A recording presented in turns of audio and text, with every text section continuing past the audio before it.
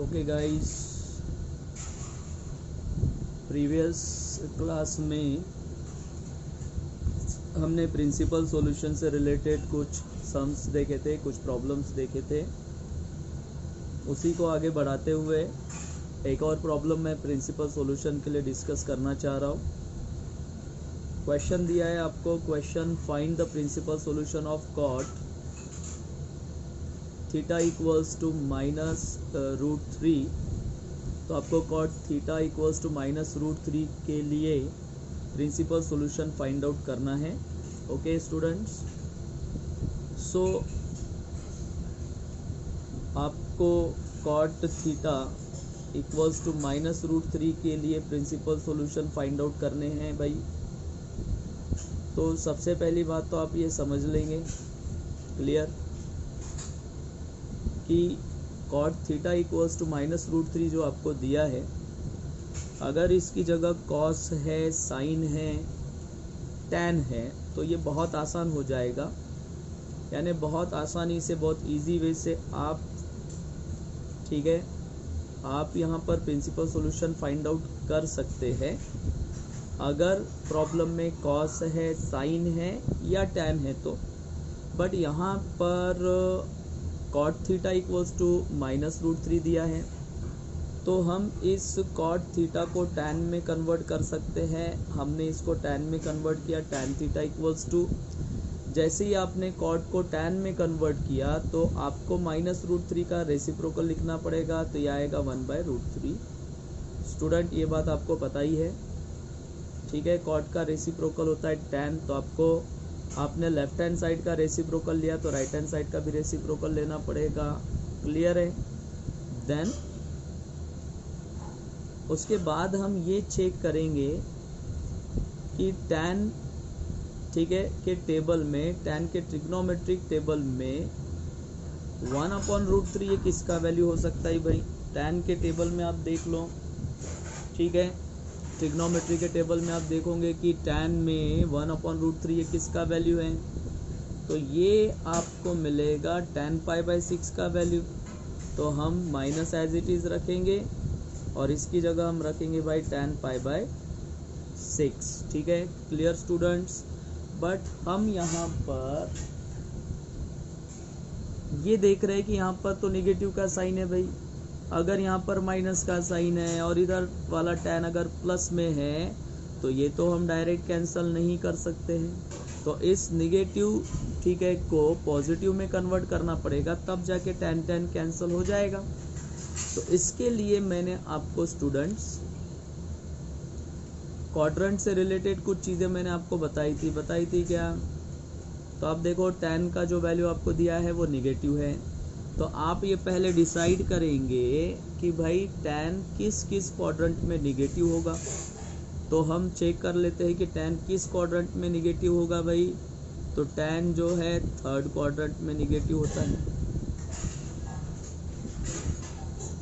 Okay, sorry, tan जो है वो सेकेंड क्वाड्रेंट में नेगेटिव होगा, क्योंकि ऐड शुगर टू कॉफ़ी, यानी सेकेंड क्वाड्रेंट में आपको टैन नेगेटिव मिलेगा और आपको फोर्थ क्वाड्रेंट में भी टैन क्या मिलेगा, नेगेटिव मिलेगा। ओके, तो यहाँ पर क्या है, पाई है। ओके, क्लियर है? यहाँ पर क्या है भाई, 2π है। ओके, क्लियर है? ठीक है, बराबर ध्यान देना है। अब आपको सेकेंड क्वाड्रेंट चाहिए, क्योंकि सेकेंड क्वाड्रेंट में टैन नेगेटिव होता है, तो हम वापस जाएंगे। मैंने आपको कहा था वापस जाना, इसका मतलब क्या करना पड़ेगा, माइनस करना पड़ेगा। यानी π/6 को पाई में से क्या करेंगे, हम माइनस करेंगे। तो मैं यहाँ लिख रहा हूँ, बराबर ध्यान देंगे। Therefore tan theta equals to, इसी माइनस tan π/6 को मैं ऐसा लिख सकता हूँ, पाई माइनस π/6। ओके स्टूडेंट्स, और इसको मैंने कैलकुलेट कर लेना है, तो tan थीटा इक्वल्स टू, ठीक है, ये हो जाएगा tan 5π/6। ओके, क्लियर है स्टूडेंट्स? और हमने tan अगर कैंसिल कर दिया तो थीटा इक्वल्स टू आपको क्या मिलेगा 5π/6। मैंने आपको ये बताया था भाई कि ये जो थीटा है ना, थीटा, ये जो भी सॉल्यूशन आप फाइंड आउट करोगे ये 0 से लेकर 2π के बीच में होना चाहिए, 0 से लेकर 360 के बीच में होना चाहिए। तो 5π/6 दैट मीन्स 150 डिग्री। तो हम इसको लिख सकते हैं and 0 smaller than equals to 5π/6। Okay, 5π/6 smaller than 2π हो गया, ये कंडीशन फुलफिल हो गई। और इसीलिए हम लिखेंगे देयरफॉर, ठीक है, 5π/6 is a principal solution। Okay, 5π/6 is a principal solution। तो ये 5π/6 ये पहला प्रिंसिपल सॉल्यूशन आपको मिल गया। क्लियर है स्टूडेंट्स? अब भाई हम आते हैं, एक और बचा हुआ है एंड क्लियर। क्या बचा हुआ है भाई? देखो, आप देखेंगे तो यहाँ पर फोर्थ क्वाड्रेंट में भी जो tan है वो क्या होता है? नेगेटिव होता है। फोर्थ क्वाड्रेंट में भी tan नेगेटिव होता है। तो हम 2π के आगे नहीं जा सकते। 2π के आगे क्यों नहीं जा सकते? क्योंकि ये कंडीशन है कि प्रिंसिपल सॉल्यूशन जो है वो 2π तक ही सीमित है, 360 डिग्री के नीचे ही होना चाहिए, 360 डिग्री के ऊपर नहीं होना चाहिए। यानी अगर मैं ऊपर जाता हूँ तो मुझे प्लस करना पड़ेगा, और अगर मैं नीचे आता हूँ तो मुझे क्या करना पड़ेगा? माइनस करना पड़ेगा।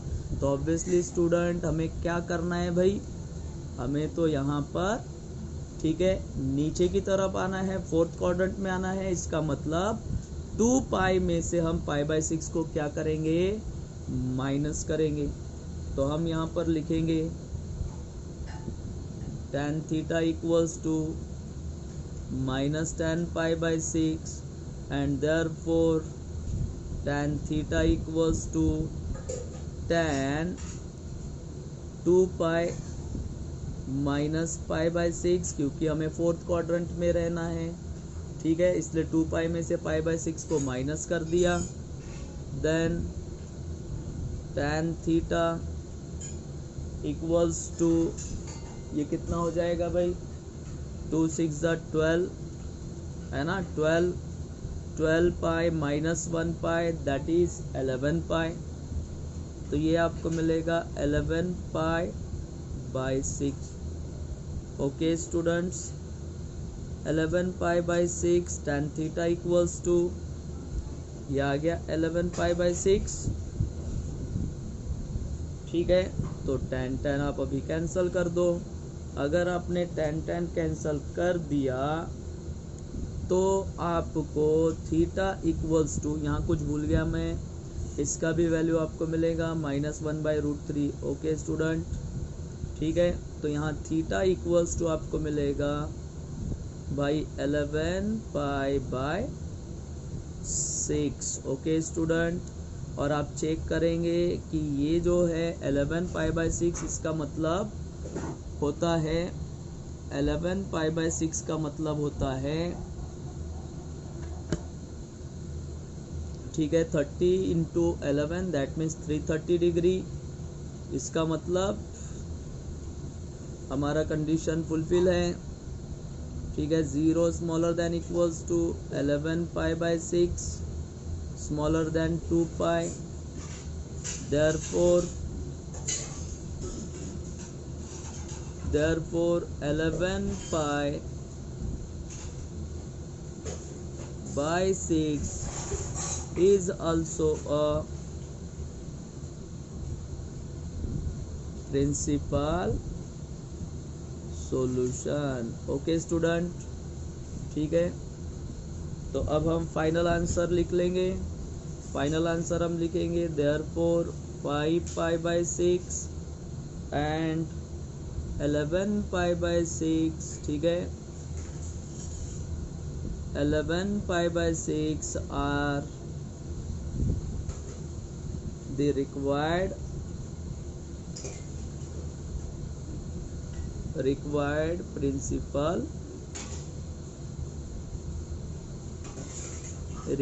principal solutions। ठीक है, ओके स्टूडेंट्स, क्लियर है। अब हम आते हैं डायरेक्ट एक्सरसाइज पर। ठीक है,